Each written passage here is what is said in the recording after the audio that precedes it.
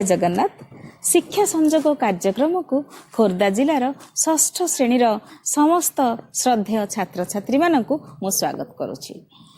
तुम मानक शुभेच्छा और शुभकामना। पिला माने आजिर अध्याय रे मु तुम मानक जहाँ पढ़ाइबी तुमे मन देकी सुनिब, कारण पढ़ा शेष रे मु तुम मानक किछि प्रश्न पचारिबी एवं सही प्रश्नर सठिक उत्तर सह तुम नाम और विद्यालयर नाम तुमे माने कमेंट बॉक्स रे लिखि जणाइब। आउ जेउ मानकर उत्तर सठिक हेबो सेमाने हेबो खोर्धा जिलार सर्वश्रेष्ठ छात्र छात्री। आउ परवर्ती अध्याय रे सेही पिला मानकर नाम घोषणा सह सेमानंकु उत्साहित करा जिवो एवं सेमानंकु परवर्ती से प्रश्नर उत्तरर आलोचना मध्य करा जिवो। सेथिपई तुमे आजिर अध्याय को केतिकी तुमे ग्रहण कल, केतिकी उपभोग कल, केतिकी उपलब्धि कल, सेथिपई जानिबा पई मु प्रश्न पचारिबी। अच्छा पिला माने आमे पूर्व अध्याय रे मरुज उद्भिद मानकर उपयोजन विषय जानिथिले। साधारणतः मरु अंचल रे अत्यधिक जलाभाव देखा जाय थाए, ताहा सह दिन रे अत्यंत खरा एवं राति रे अत्यंत शीत। सेही परिवेश रे खाप खुआई चलिबा पई सेमानकर शरीर से उद्भिद मानकर सेही परि भाव रे उपयोजन होई थाए।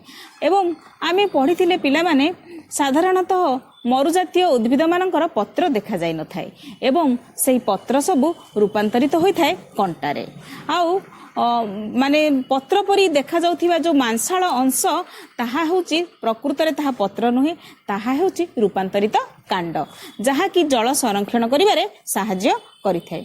आउ एहा मध्ये आमे पढिथिले पिले उच्छेदन प्रक्रिया रे मरुज उद्भिद माने बहुत कम परिमाणर जल वायुमंडल को छाड़िथांती एवं उच्छेदन प्रक्रिया विषय आमे गोटे सुंदर उदाहरण सुंदर परीक्षा नै कि आमे देखिथिले। आजि आमे पढिबा मरुज प्राणी मानकर उपयोजन विषय रे। मरु अंचल रे साधारणतः विभिन्न प्रकार प्राणी देखा जाती, ओटो, साप, एंडुओ, गोधी इत्यादि। तो सेही मरु अंचल परिवेश रे खाप खुआई चलिबा पई सेमानकर शरीर उपयोजित होई थाए। अच्छा पिला माने साधारणतः मरु अंचल मुख्य प्राणी होची ओटो। आज आमे जानिबा ओटोर उपयोजन विषय रे। पिला माने तुमे ए ओटो को देख, ओटो रे साधारणतः आमे तार चर्म को जीवा। ओटोर चर्म रे स्वेद ग्रंथि न थाए। अच्छा पिला माने तुम मानक प्रश्न तुम मानक मन रे निश्चित रूपे प्रश्न आसुथिबो ए स्वेद ग्रंथि कौन। अच्छा पिले तुमे माने भाबिलो जेते बेले माने खरा दिने तुमको अत्यधिक गरम हुए तुम शरीर सब कौन निर्गत होई थाए। साधारण भाषा रे आमे कहि थाउ झाळ। सेही झाळ ही हेउची स्वेद। आउ जेउ ग्रंथि रु झाळ सब निर्गत होई थाए ताकू कहा जाय स्वेद ग्रंथि। तो ओटोर चर्म रे स्वेद ग्रंथि काहे कि न थाए तुमे टिके मन रे प्रश्न माने उंकी मारुथिबो। जदि आम मानक शरीर रे स्वेद ग्रंथि अछि ताहाले ओटोर चर्म रे काहे कि स्वेद ग्रंथि न थाए। पिला माने पार्थक्य एहा जेहेतु मरु अंचल रे अत्यधिक जलाभाव देखा जाय थाए एवं जल शरीर रे जल संरक्षण निहाती आवश्यक। सेथिपई ओटोर ग्रंथि ओटोर चर्म रे स्वेद ग्रंथि न थाए, जहा कि से जल तार शरीर रे संरक्षण होइकी रही थाए। ये हेला गोटे प्रकार उपयोजन ओटोर। वर्तमान आमे आउ गोटे उपयोजन विषय आलोचना करिबा। साधारणतः मरु अंचल रे अत्यधिक धूली बाली सब देखा जाय थाए। तो जेतेबेले ओटो जेतेबेले चालिबा समय रे कोन होई थाए, तार धूली आउ बाली जेमति ता नाक भितरे न पसे, सेथिपई ता नाक भितरे थिबा लोम एई धूली आउ बाली को प्रतिरोध करि थाए। तो ये हेला ओटोर आउ गोटे उपयोजन। पिला माने आउ तार किछि उपयोजन विषय आमे आलोचना करिबा। देखो पिला माने जेतेबेले आमे तुमे खरा दिने तुमे समुद्र को जाइथिबो, नदी कूल को भी जाइथिबो, तुमे अनुभव करिथिबो जेतेबेले खरा अत्यधिक खरा हुए बाली अत्यधिक उत्तप्त माने माटी रे चलिबा आउ बाली रे चलिबा भितरे बहुत तफात आसी जाय थाए। आमे माटी रे खरा दिने चली पारु किंतु बाली अत्यधिक उत्तप्त होई जाय, सेथिपई चलिबा पई बहुत कष्टकर होई थाए। तो ओटो मरुभूमि रे चलिबा पई तार खुरा विहीन पाद सह मांसाळ गोटालिया तार पाद साहाय्य करि थाए मरुभूमि रे चलिबा पई। एटा होची ओटोर आउ गोटे उपयोजन। अच्छा पिला माने तापरे माने खाद्य माने संग्रह करिबा पई मरुभूमि रे साधारणतः बहुत माने समस्यार सम्मुखीन हेबा को पड़ि थाए। सेथि पई तुमे माने देखो ओटो को लक्ष्य करो, तार पिठी रे जो कुज अंशटा थाए तो सेही कुज भितरे तार माने स्नेहसार जातीय खाद्य बहुत दिन पई संरक्षण हेकी थाए। जेतेबेले खाद्याभाव देखा जाय थाए सेही स्नेहसार जातीय खाद्य को से विनियोग करि थाए। तो ये हैला ओटर आउ गोटे उपयोजन। पिला माने आमे ओटर विभिन्न प्रकार उपयोजन विषय जानले। वर्तमान आस आमे जानिबा लता जातीय उद्भिद मानकर उपयोजन। अच्छा पिला माने साधारणतः लता जातीय उद्भिद माने कोन सेमानकर कांड देखो साधारण पूरा सेमानकर कांड अत्यंत दुर्बल होई थाए। तो विभिन्न प्रकार लता जातीय उद्भिद तुमे माने जानिथिबो कलरा गोटे लता जातीय उद्भिद, कखारु गोटे लता जातीय उद्भिद, सिंब गोटे लता जातीय उद्भिद एवं कखारु गोटे माने आमर तरभुज भी गोटे लता जातीय उद्भिद तथा बाड़ी पोटल भी लता जातीय उद्भिद।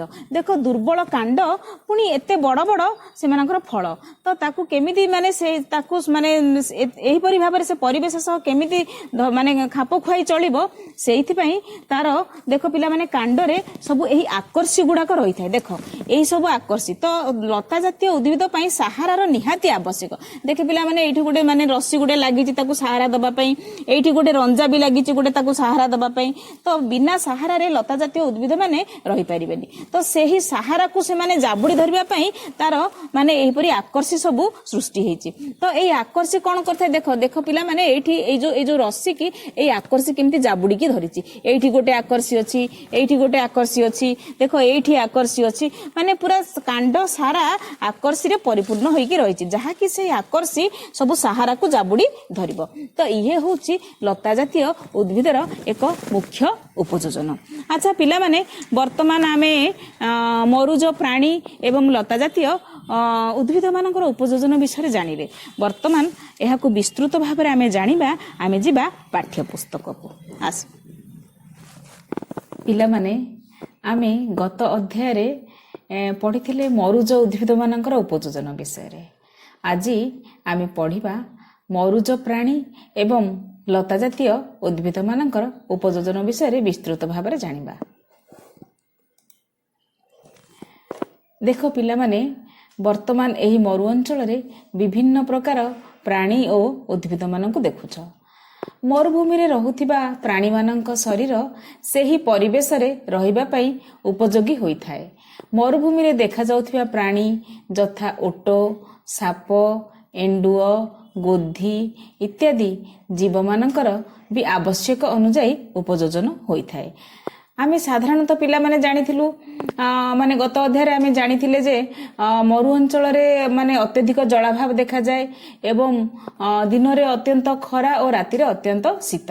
तो सेहिथि पई सेही परिवेश रे से माने निजकु खाप खुआई चलिबा पई सेमानकर शरीरर उपयोजन होई थाए। अच्छा पिला माने मरु अंचलर साधारणतः मुख्य प्राणी ओट तो आमे जानिबा माने ओटर उपयोजन विषय आमे जानिबा। देखो ओटो एक मरुज प्राणी सेमानक चर्म रे स्वेद ग्रंथि आदौ न थाए। नाकपुड़ा थिबा लोमो मरुभूमि रे धूलिबाली को भीतर को प्रवेश करने को दिए नहीं। ओटर गोटालिया खुरा विहीन मांस पाद सेमानंको उत्तप्त मरुबाली रे चालिबारे साहाय्य करे।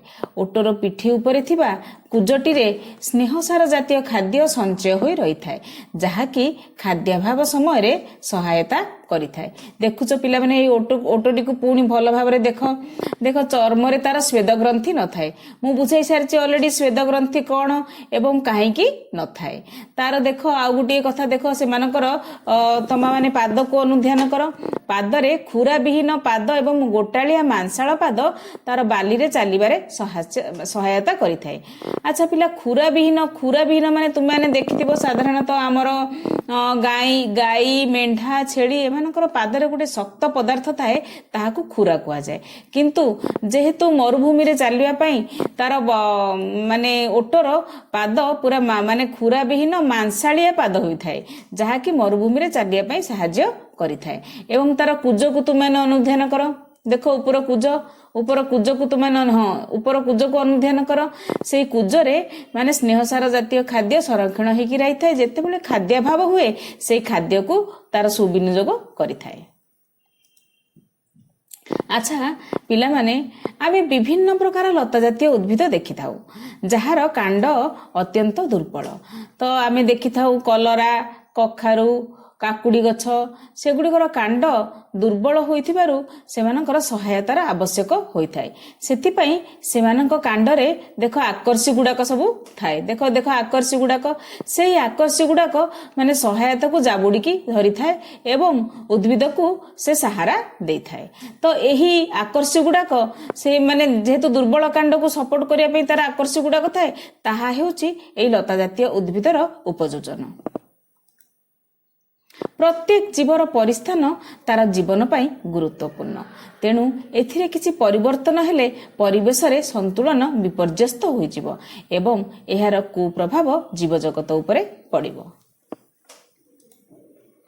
ଆଚ୍ଛା, ବର୍ତ୍ତମାନ ପିଲେ ଆମେ କ'ଣ ଶିଖିଲେ ଏ ଅଧ୍ୟାୟରୁ ଜାଣିବା। ମରୁଭୂମିରେ ରହୁଥିବା ପ୍ରାଣୀମାନଙ୍କର ଶରୀର ଓ ଲତା ଜାତୀୟ ଉଦ୍ଭିଦ ସେହି ପରିବେଶରେ ଖାପ ଖୁଆଇ ଚଳିବା ପାଇଁ ଉପଯୋଜିତ ହୋଇଥାଏ। ଓଟର ଚର୍ମରେ ସ୍ୱେଦ ଗ୍ରନ୍ଥି ନଥାଏ, ଯାହାକି ଶରୀରରେ ଜଳ ସଂରକ୍ଷଣ କରିବାରେ ସାହାଯ୍ୟ କରେ। ନାକପୋଡ଼ରେ ଥିବା ଲୋମ ମରୁଭୂମିରେ ଧୂଳିବାଲି ଭିତରକୁ ପ୍ରବେଶ କରିବାକୁ ଦିଏ ନାହିଁ ଏବଂ ଗୋଟାଳିଆ ମାଂସାଳ ପାଦ ଉତ୍ତପ୍ତ ବାଲିରେ ଚାଲିବାକୁ ସାହାଯ୍ୟ କରେ। ତାର ପିଠିରେ ଥିବା କୁଜଟି ଖାଦ୍ୟାଭାବ ସମୟରେ ସାହାଯ୍ୟ କରେ। ଆଉ ଲତା ଜାତୀୟ ଉଦ୍ଭିଦ ମାନଙ୍କରେ ଆକର୍ଷି ଗୁଡ଼ିଏ ଥାଏ। ଏହା ଉଦ୍ଭିଦର ଦୁର୍ବଳ କାଣ୍ଡକୁ ସାହାରା ଦେବାରେ ସହାୟତା କରିଥାଏ। ଆଚ୍ଛା ପିଲାମାନେ, ବର୍ତ୍ତମାନ ଅଧ୍ୟାୟଟି ସମାପ୍ତ ହୋଇଛି। ଆଉ ମୁଁ ତୁମମାନଙ୍କୁ କହିଥିଲି ନା, ଏହି ଅଧ୍ୟାୟର ଶେଷ ପର୍ଯ୍ୟାୟରେ ମୁଁ ତୁମମାନଙ୍କୁ କିଛି ପ୍ରଶ୍ନ ପଚାରିବି। ଆଉ ମୋର ଆଶା ଓ ବିଶ୍ୱାସ ତୁମେ ଅଧ୍ୟାୟଟି ମନ ଦେଇ ନିଶ୍ଚିତ ରୂପେ ଶୁଣିଥିବ।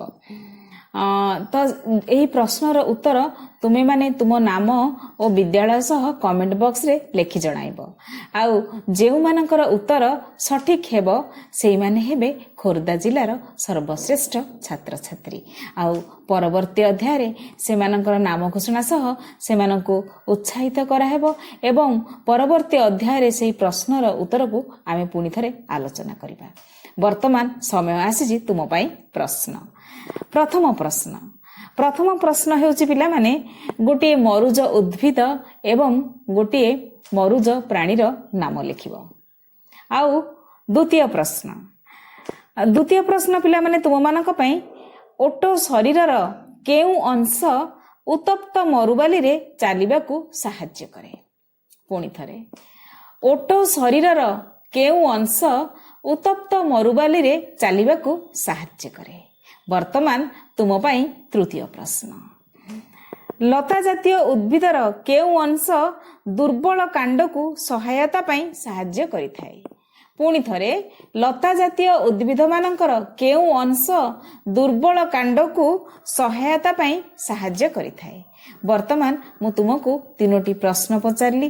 ଏହି 3ଟି ପ୍ରଶ୍ନ ତୁମେ ମନ ଦେଇ ପୁଣି ଥରେ ଶୁଣିବ ଏବଂ ତାର ସଠିକ୍ ଉତ୍ତର କମେଣ୍ଟ ବକ୍ସରେ ଲେଖି ଜଣାଇବ। ଆଚ୍ଛା ପିଲାମାନେ, ବର୍ତ୍ତମାନ ତୁମ ପାଇଁ ଲିଖିତ କାର୍ଯ୍ୟ ଫର୍ଦ୍ଦରେ ଥିବା ସମସ୍ତ ପ୍ରଶ୍ନକୁ ଭଲ ଭାବେ ପଢ଼ି ଏହାର ସଠିକ୍ ଉତ୍ତର ଲେଖିବ। ବର୍ତ୍ତମାନ ପିଲାମାନେ ଦେଖ, ଏହି କାର୍ଯ୍ୟ ଫର୍ଦ୍ଦର ସମସ୍ତ ପ୍ରଶ୍ନକୁ ସଠିକ୍ ଭାବରେ ପଢ଼ିବ ଏବଂ ମୋର ବିଶ୍ୱାସ ତାହାର ଉତ୍ତର ତୁମେ ନିର୍ଭୁଲ ଭାବରେ ଲେଖିବ। ଆଚ୍ଛା ପିଲାମାନେ, ତୁମମାନଙ୍କୁ ଏଇ ଭିଡ଼ିଓଟି କେମିତି ଲାଗିଲା ନିଶ୍ଚିତ ରୂପେ ଯଦି ଭଲ ଲାଗିବ ଲାଇକ୍ ଓ ସେୟାର କରିବ। ଯଦି ତୁମେ ସବସ୍କ୍ରାଇବ୍ କରିନଥାଅ ତାହେଲେ ତୁମେ ସବସ୍କ୍ରାଇବ୍ କରିବ। ରହୁଛି, ଧନ୍ୟବାଦ, ଜୟ ଜଗନ୍ନାଥ।